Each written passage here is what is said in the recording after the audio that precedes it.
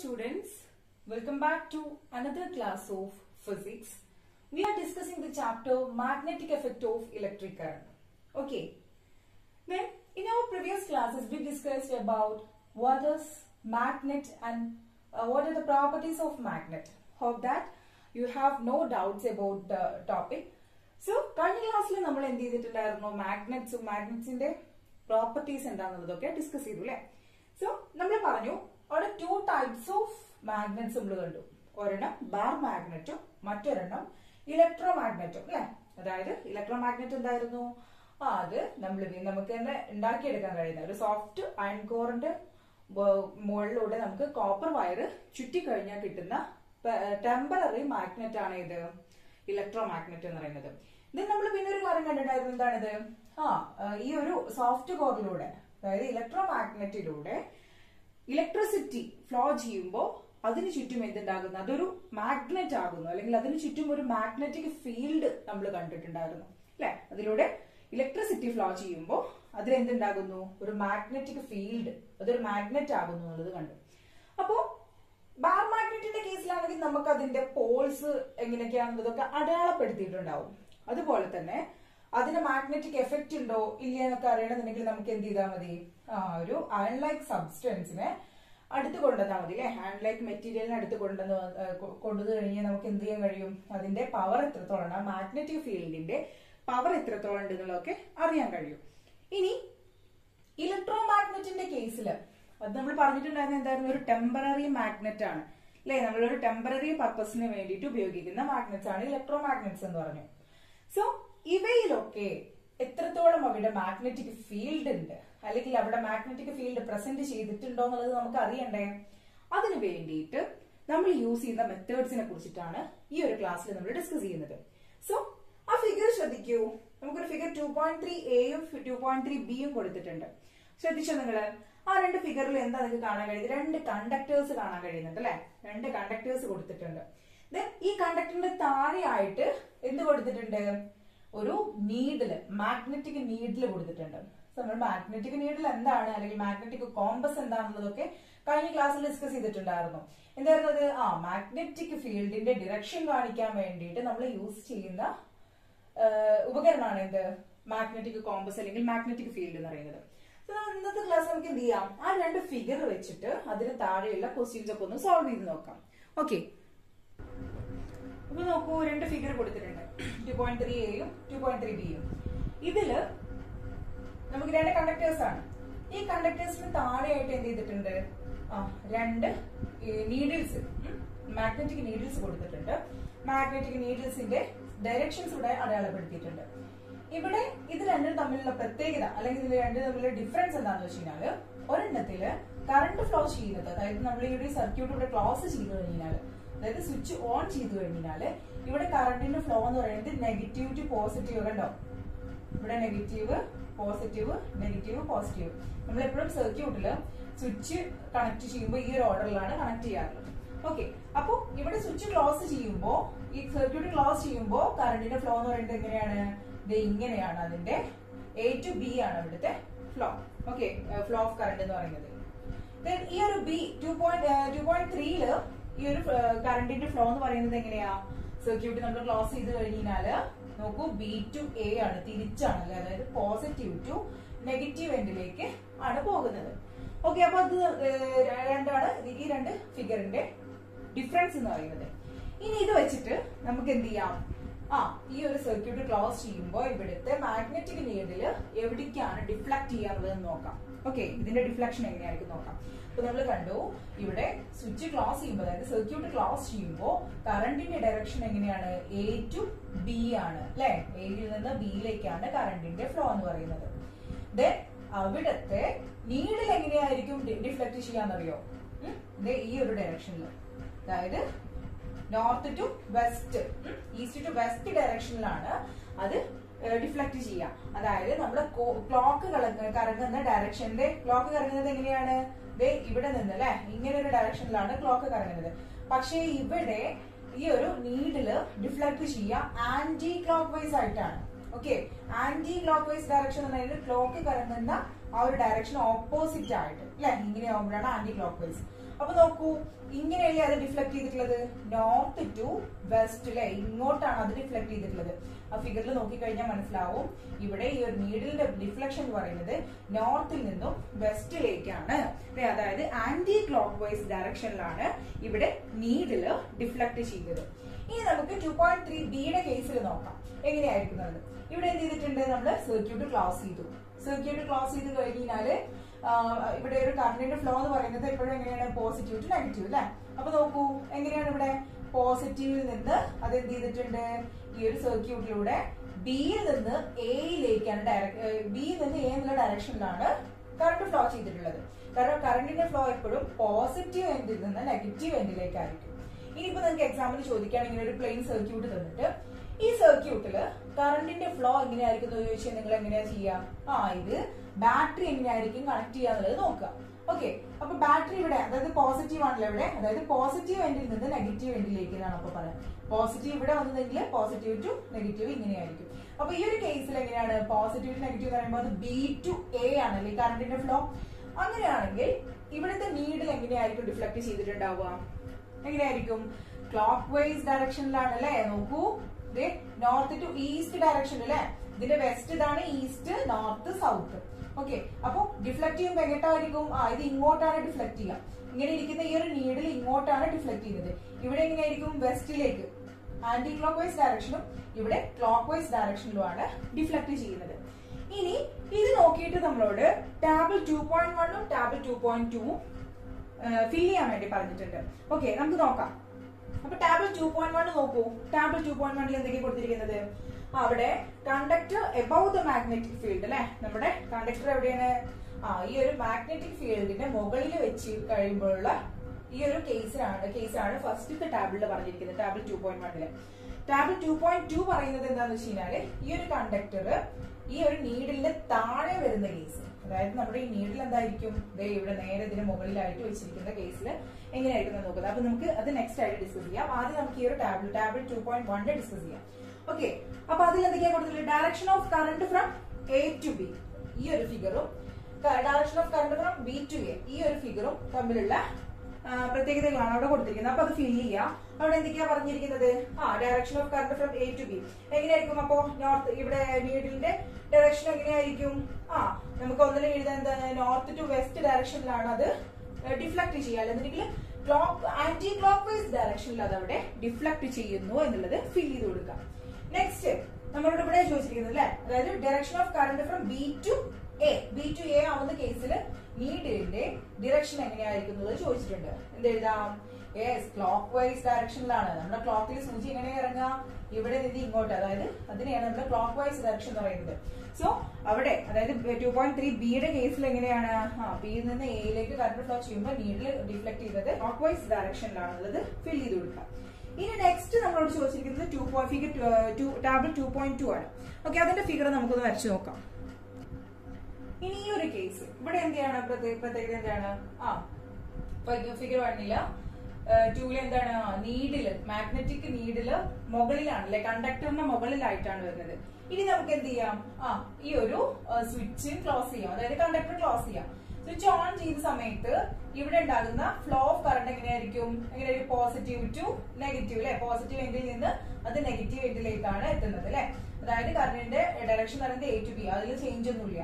അങ്ങനെയാണെങ്കിൽ ഇവിടുത്തെ നീഡിലിന്റെ ഡിഫ്ലക്ഷൻ എങ്ങനെയായിരിക്കും മാറുക എന്നുള്ളതാണ് നമ്മളോട് ചോദിച്ചിരിക്കുന്നത്.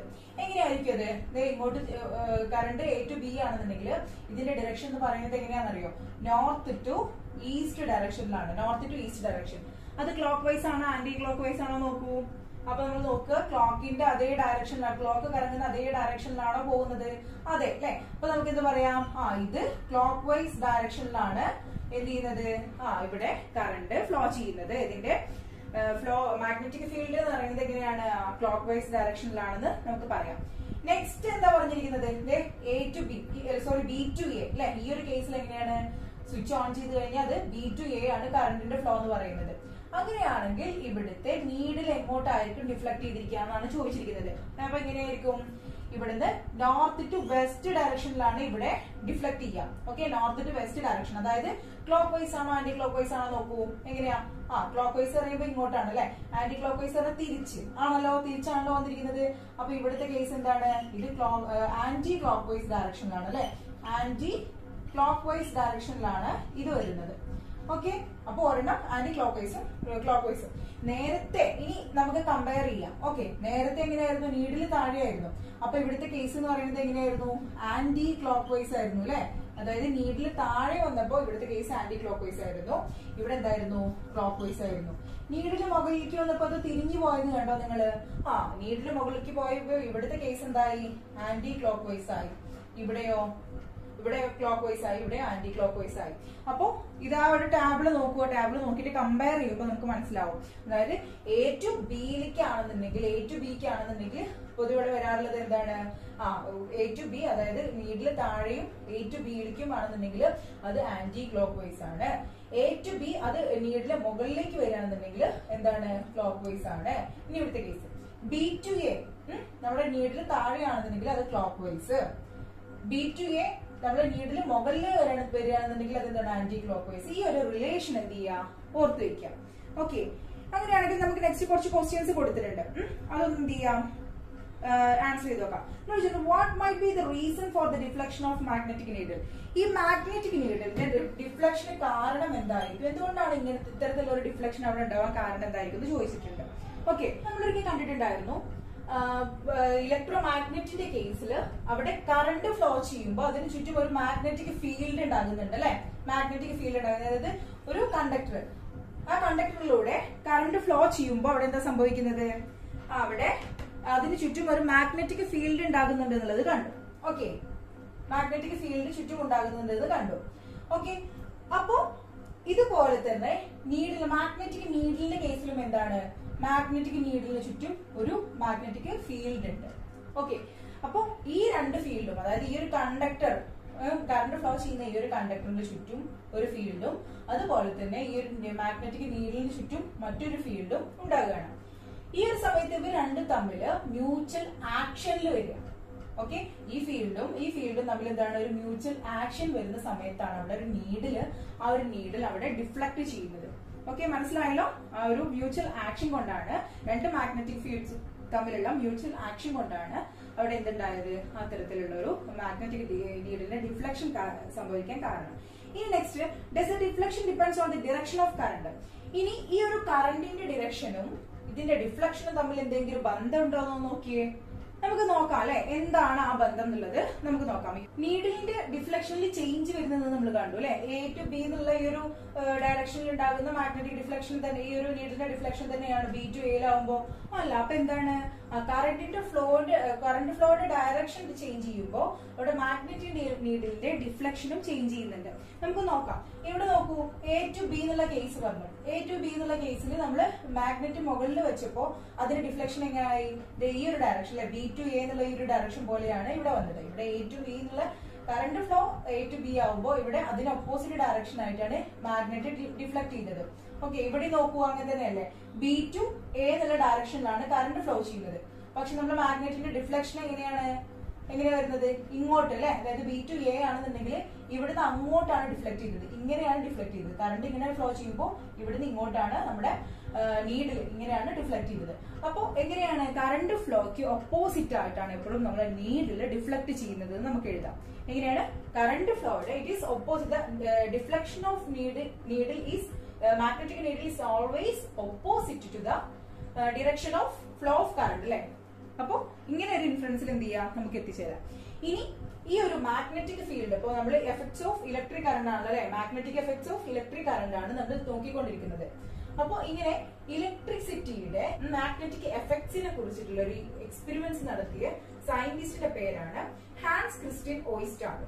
Okay, Hans Christian Oersted. അപ്പോ ഇലക്ട്രിസിറ്റിയുടെ മാഗ്നറ്റിക് ഫീൽഡിനെ കുറിച്ചിട്ട് എക്സ്പെരിമെന്റ്സ് നടത്തിയ സയന്റിസ്റ്റിന്റെ പേരാണ് ഹാൻസ് ക്രിസ്റ്റ്യൻ ഓയിസ്റ്റാഡ്. അതൊന്ന് നോട്ട് ചെയ്ത് വെക്കാം. നെക്സ്റ്റ് ആയിട്ട് നമ്മൾ നോക്കാൻ പോകുന്നത്, നമ്മൾ കണ്ടു ഒരു കറണ്ട് ക്യാരിങ് കണ്ടക്ടറിന്റെ ചുറ്റും എന്തുണ്ട്? മാഗ്നറ്റിക് ഫീൽഡ് പ്രൊഡ്യൂസ് ചെയ്യുന്നുണ്ട് നമ്മൾ കണ്ടു അല്ലെ. അപ്പൊ ഈ മാഗ്നറ്റിക് ഫീൽഡിന്റെ പ്രോപ്പർട്ടീസിനെ കുറിച്ചിട്ട്, അതായത് ഈ പ്രൊഡ്യൂസ് ചെയ്യുന്ന മാഗ്നറ്റിക് ഫീൽഡിന്റെ സ്പെഷ്യാലിറ്റീസിനെ കുറിച്ചിട്ടാണ് ഈ ഒരു ഫിഗറിൽ നമ്മൾ ഡിസ്കസ് ചെയ്യാൻ പോകുന്നത്. അപ്പൊ ഫിഗർ 2.4 ആണ് ഇരിക്കുന്നത്. ഇത് എന്ത് ചെയ്തിട്ടുണ്ട്, ഒരു കാർഡ്ബോർഡ് എടുത്തിട്ടുണ്ട്. ആ കാർഡ്ബോർഡിലൂടെ എന്ത് ചെയ്യുന്നുണ്ട്, ഒരു കണ്ടക്ടർ അല്ലെ, കറണ്ട് ക്യാരിങ് കണ്ടക്ടർ ക്രിയേറ്റ് ചെയ്തിട്ടുണ്ട്. അതിന് ബാറ്ററി കൊടുത്തിട്ടുണ്ട്, റിയോസ്റ്റാറ്റ് കൊടുത്തിട്ടുണ്ട്, സ്വിച്ച് കൊടുത്തിട്ടുണ്ട്. ഇനി ഇവിടെ ഉണ്ടാകുന്ന മാറ്റങ്ങൾ, ഇവിടുത്തെ സ്പെഷ്യാലിറ്റീസ് എന്തൊക്കെയാണെന്ന് നമുക്ക് നോക്കാം. ഇവിടെ നമ്മൾ ഈ ഒരു സർക്യൂട്ട് ക്ലോസ് ചെയ്ത സമയത്ത്, അതായത് സ്വിച്ച് ഓൺ ചെയ്യുന്ന സമയത്ത് ഇവിടുത്തെ കറണ്ടിന്റെ ഡിറക്ഷൻ എങ്ങനെയായിരിക്കും എന്ന് ചോദിച്ചിട്ടുണ്ട്. നമ്മൾ നേരത്തെ പറഞ്ഞിട്ടുണ്ടായിരുന്നു, ഒരു കറണ്ട് ക്യാരിങ് കണ്ടക്ടറിൽ കറണ്ടിന്റെ ഡിറക്ഷൻ എപ്പോഴും എങ്ങനെയായിരിക്കും, സ്വിച്ച് ഓൺ ചെയ്ത് കഴിഞ്ഞാൽ പോസിറ്റീവ് ടു നെഗറ്റീവ് എൻഡ് ആണ് അല്ലെ. അതായത് പോസിറ്റീവിൽ നിന്ന് ഇങ്ങനെ പോയിട്ട് ഇത് നെഗറ്റീവ് എൻഡിലേക്ക് ഇവിടേക്കാണ് വരിക. അതായത് എങ്ങനെയാ നോക്കൂ, A to B അല്ലെ, ഈ ഒരു ഡയറക്ഷൻ ആണ് അവിടെ. അപ്പൊ എന്ത് ചെയ്യാം, ടെക്സ്റ്റിൽ അത് എഴുതി വെക്കുക. ഇവിടെ ഈ ഒരു കറണ്ട് ക്യാരിങ് കണ്ടക്ടറിൽ കറണ്ടിന്റെ ഫ്ലോ എന്ന് പറയുന്നത് അതിന്റെ ഡയറക്ഷൻ എങ്ങനെയാണ്, A to B ആണെന്നുള്ളത് എഴുതി വെക്കാം. ഇനി നെക്സ്റ്റ് എന്ത് ചെയ്യാണ്, നമ്മൾ എന്ത് ചെയ്യാണ്, ഒരു മാഗ്നറ്റിക് കോമ്പസ് വെച്ചിട്ട്, അവിടെ ഒരു മാഗ്നറ്റിക് നീഡിൽ വെച്ചിട്ട് നമ്മൾ എക്സാമിൻ ചെയ്യണത് ഇവിടെയുള്ള കറണ്ട്, അതായത് കറണ്ടിന്റെ ലൂപ്പ് എന്ന് പറയുന്നത് ക്ലോക്ക് വൈസ് ആണോ ആന്റി ക്ലോക്ക് വൈസ് ആണോ എന്നുള്ളത് ചെക്ക് ചെയ്യാണ്. നമ്മൾ നേരത്തെ ചെയ്തതുപോലെ ഇവിടെ ചെക്ക് ചെയ്യാണ്. ഓക്കെ, ചെക്ക് ചെയ്യുന്ന കേസിൽ നമുക്ക് എന്താ കിട്ടുക, ഇവിടെ വെക്കുന്ന സമയത്ത് എന്താ കിട്ടുക, A to B എന്നുള്ള ഈ ഒരു ഡയറക്ഷനിലാണ് കറണ്ട് പോകുന്നത്. അപ്പൊ എന്താണ്, ഇവിടെ ആന്റി ക്ലോക്ക് വൈസ് ഡയറക്ഷനിലായിരിക്കും ഫീൽഡിലെ ഈ ലൂപ്പിന്റെ ഡിറക്ഷൻ എന്ന് പറയുന്നത് എങ്ങനെയായിരിക്കും, ആന്റി ക്ലോക്ക് വൈസ് ഡിറക്ഷനിലായിരിക്കും. അപ്പൊ അത് നോട്ട് ചെയ്ത് വെക്കുക. ഡിറക്ഷൻ ഓഫ് മാഗ്നറ്റിക് ഡിഫ്ലക്ഷൻ, ഇവിടെ വെച്ച് മാഗ്നറ്റിക് കോമ്പസിന്റെ മാഗ്നറ്റിക് ഡിഫ്ലക്ഷൻ, അതിന്റെ ഡിഫ്ലക്ഷൻ എന്ന് പറയുന്നത് എങ്ങോട്ടായിരിക്കും, ആന്റി ക്ലോക്ക് വൈസ് ഡയറക്ഷനിലായിരിക്കും. ഇനി നമ്മൾ എന്ത് ചെയ്യാണ്, ഇതുവരെ നമ്മൾ ചെയ്തത് കോമ്പസ് വെച്ചിട്ട് അല്ലെ, മാഗ്നറ്റിക് കോമ്പസ് വെച്ചിട്ടായിരുന്നു ഇതിന്റെ ഡയറക്ഷൻ ഒക്കെ കണ്ടുപിടിച്ചത്. കറണ്ടിന്റെ ഫ്ലോയും അതുപോലെ തന്നെ ഈ ഒരു നീഡിലിന്റെ ഡിഫ്ലക്ഷൻ എങ്ങോട്ടാണെന്നുള്ളതൊക്കെ കണ്ടുപിടിച്ചത് എങ്ങനെയായിരുന്നു, മാഗ്നറ്റിക് കോമ്പസ് വെച്ചിട്ടായിരുന്നു. ഇനി നമുക്ക് മാഗ്നറ്റിക് കോമ്പസ് ഒന്നും ഇല്ലാണ്ട് എന്ത് ചെയ്യാം, ഈ ഒരു കറണ്ട് ക്യാരിങ് ലൂപ്പില് എങ്ങോട്ടാണ് ഇതിന്റെയൊക്കെ ഡയറക്ഷൻ എന്നുള്ളത് നോക്കാം. Clark Maxwell's right hand thumb rule. Okay, James Clark Maxwell എന്നുള്ള സയന്റിസ്റ്റിന്റെ റൈറ്റ് ഹാൻഡ് തമ്പ് റൂൾ, നമ്മുടെ റൈറ്റ് ഹാൻഡിലെ തമ്പ്, ഇത് വെച്ചിട്ട് എന്ത് ചെയ്യാം, നമുക്ക് ഇതിന്റെ ഡയറക്ഷൻസ് ഒക്കെ കണ്ടുപിടിക്കാം. അപ്പൊ അതെങ്ങനെയാണെന്ന് നമുക്ക് നോക്കാം. ഓക്കെ, ഇത് ഒരു കറണ്ട് ക്യാരിങ് കണ്ടക്ടർ ആയിട്ട് കൺസിഡർ ചെയ്യാണ് നമ്മൾ. ഓക്കെ, ഇതിന് കറണ്ട് ക്യാരിങ് കണ്ടക്ടർ ആയിട്ട് കൺസിഡർ ചെയ്താല് നമ്മളുടെ റൈറ്റ് ഹാൻഡിനെ നമ്മൾ എന്ത് ചെയ്യാണ്, റൈറ്റ് ഹാൻഡ് കൊണ്ട് ഇതിനെ ഹോൾഡ് ചെയ്യാണ്. ഓക്കെ, റൈറ്റ് ഹാൻഡ് കൊണ്ട് ഇതിനെ ഹോൾഡ് ചെയ്ത് കഴിഞ്ഞാല് നമ്മുടെ തമ്പ് ഇരിക്കുന്ന ഈ ഒരു ഡയറക്ഷൻ ഉണ്ടല്ലോ, അതെങ്ങോട്ടാണ്, അത് എപ്പോഴും എങ്ങോട്ടായിരിക്കും, അപ്വേർഡ് ഡയറക്ഷനിലായിരിക്കും അല്ലെ. ഈ ഒരു അപ്വേർഡ് ഡയറക്ഷൻ ആണ് ഇതിന്റെ കറണ്ടിന്റെ ഡിറക്ഷൻ, കറണ്ട് ഫ്ലോ ചെയ്യുന്ന ഡയറക്ഷൻ ആണ് തമ്പ് കാണിക്കുന്നത്. ഇവിടെ ഫിംഗേഴ്സ് കേൾ ചെയ്തിരിക്കുന്നുണ്ട്, കണ്ടോ, ഫിംഗേഴ്സ് കേൾ ചെയ്തിരിക്കുന്ന ഈ ഒരു ഡയറക്ഷൻ ആണ് ഇതിന്റെ മാഗ്നറ്റിക് ഫീൽഡിന്റെ ഡിറക്ഷൻ എന്ന് പറയുന്നത്. ഓക്കെ, മാഗ്നറ്റിക് ഫീൽഡിന്റെ ഡയറക്ഷൻ എന്ന് പറയുന്നത് ഏതാണ്, ഇവിടെ കേൾ ചെയ്ത് വെച്ചിട്ടുള്ള ഈ ഒരു ഫിംഗേഴ്സ് ആണ്. അങ്ങനെയാണെങ്കിൽ ഈ കൊടുത്തിരിക്കുന്ന ഈ ഒരു ഫിഗറിന്റെ കേസിൽ എങ്ങനെയായിരിക്കും നമ്മൾ നോക്കാം. ഓക്കെ, ഇപ്പൊ നമ്മൾ പറഞ്ഞു A to B current flow ചെയ്യുന്നത് എന്ന് പറഞ്ഞില്ലേ. അപ്പൊ എന്ത് ചെയ്യാം, ഈ ഒരു കണ്ടക്ടർ, ഈ ഒരു പെന്നിനെ നമുക്ക് കണ്ടക്ടർ ആയിട്ട് കൺസിഡർ ചെയ്യാം. എന്നിട്ട് എന്ത് ചെയ്തു, നമ്മുടെ ലെഫ്റ്റ് ഹാൻഡ് കൊണ്ട് എന്ത് ചെയ്തു, ഇതിനെ ഹോൾഡ് ചെയ്ത് കഴിഞ്ഞാല് നമ്മുടെ ഈ തമ്പിന്റെ ഡയറക്ഷൻ എങ്ങോട്ടാ നോക്കൂ, തമ്പിന്റെ ഡയറക്ഷൻ എങ്ങോട്ടാണ്, മുകളിലേക്കാണ് അല്ലെ. അപ്പൊ എന്താണ് നോക്കൂ, A to B എന്നാണ് ഇതിന്റെ കറണ്ടിന്റെ ഡയറക്ഷൻ നമുക്ക് ഓൾറെഡി കിട്ടിയിട്ടുണ്ട്. അപ്പൊ അതൊന്ന് ടെസ്റ്റ് ചെയ്ത് നോക്കാണ്. ഓക്കെ, അപ്പൊ നമ്മളിത് പിടിച്ചു കഴിഞ്ഞപ്പോ തമ്പിന്റെ ഡയറക്ഷൻ അപ്വേർഡ് ആണ്, അതായത് A to B എന്നുള്ള ഡയറക്ഷനാണ് ഇവിടെ കറണ്ട് ഫ്ലോ ചെയ്യുന്നത്. ഇനി എന്ത് ചെയ്തിട്ടാണ് നമ്മള് അതിനെ പിടിച്ചിരിക്കുകയാണ് അല്ലെ. അപ്പൊ ബാക്കിയുള്ള ഈ ഒരു ഫിംഗേഴ്സ് കേൾ ചെയ്തിരിക്കുന്ന ഏത് ഡയറക്ഷനിലേക്കാ നോക്കൂ, ഏത് ഡയറക്ഷനിലാണ്, ഇത് ഇങ്ങനെ പറഞ്ഞു കഴിഞ്ഞാൽ ആന്റി ക്ലോക്ക് വൈസ് ഡയറക്ഷൻ. ഇങ്ങോട്ടാകുമ്പോൾ എന്താണ്, നമ്മുടെ ക്ലോക്ക് വൈസ് ഡയറക്ഷൻ ആണ് ഇങ്ങോട്ട് അല്ലെ. അത് മനസ്സിലാക്കി വെക്കുക, ക്ലോക്ക് കറങ്ങുന്ന ആ ഒരു ഡയറക്ഷൻ നോക്കുക. ഓക്കെ, അപ്പൊ ഇത് വന്നിരിക്കുന്നത് ഇവിടെ നിന്നും ഇങ്ങോട്ടാണ് അല്ലെ, ഇങ്ങനെ ഒരു ഡയറക്ഷൻ ആണ്. അതായത് ഇത് ആന്റി ക്ലോക്ക് വൈസ് ഡയറക്ഷനിലാണ് ഇരിക്കുന്നത് അല്ലെ. അതായത് ഇവിടുത്തെ മാഗ്നറ്റിക് ഫീൽഡിന്റെ ഡയറക്ഷൻ എന്ന് പറയുന്നത് ആന്റി ക്ലോക്ക് വൈസ് ആണ്. ഇതാണ് മാക്സ്വെൽ എന്ന സയന്റിസ്റ്റ് കണ്ടുപിടിച്ച left hand thumb rule, right hand thumb rule. Okay, അപ്പൊ അത് മറക്കരുത്. Right hand thumb rule define ചെയ്യാൻ വേണ്ടി നമ്മളോട് ചോദിക്കാറുണ്ട്, എന്താണ് റൈറ്റ് ഹാൻഡ് തമ്പ് റൂൾ. അപ്പൊ നിങ്ങൾ പറയാം, റൈറ്റ് ഹാൻഡ് തമ്പ് റൂൾ എന്ന് പറഞ്ഞു കഴിഞ്ഞാൽ നമ്മളൊരു കണ്ടക്ടർ ഹോൾഡ് ചെയ്ത് കഴിഞ്ഞാൽ with right hand in such a way that the thumb points the direction of the current. The direction in which the other fingers encircle the conductor gives the direction of magnetic field. Encircle ചെയ്തിരിക്കുന്ന ഈ ഒരു കേൾ ചെയ്തിട്ടുള്ള fingers എന്താണ്, ഈ ഒരു magnetic ഫീൽഡിന്റെ ഡിറക്ഷനും അതുപോലെ മുകളിലേക്ക് പോയിന്റ് ചെയ്തിരിക്കുന്ന അല്ലെങ്കിൽ തമ്പ് പോയിന്റ് ചെയ്തിരിക്കുന്ന ഡയറക്ഷൻ എന്ന് പറയുന്നത് ഇവിടുത്തെ കറണ്ട് ഫ്ലോയുടെ ഡയറക്ഷൻ കൂടെയാണെന്നുള്ളത് മനസ്സിലാക്കി വെക്കാം. ഓക്കെ, അപ്പൊ ഇത് ക്ലിയർ ആണല്ലോ. ഇന്നത്തെ ക്ലാസ്സിൽ നമ്മള് ഒരു കറണ്ട് ക്യാരിങ് കണ്ടക്ടറിലൂടെ ഫ്ലോ ചെയ്യുന്ന കറണ്ടിന്റെ ഡയറക്ഷനും അതിന്റെ മാഗ്നറ്റിക് ഫീൽഡിന്റെ ഡയറക്ഷനും കൂടെ കണ്ടുപിടിക്കാനുള്ള ഒരു മെത്തേഡ് പഠിച്ചിട്ടുണ്ടായിരുന്നു അല്ലെ? ഏതൊക്കെയായിരുന്നു അത്?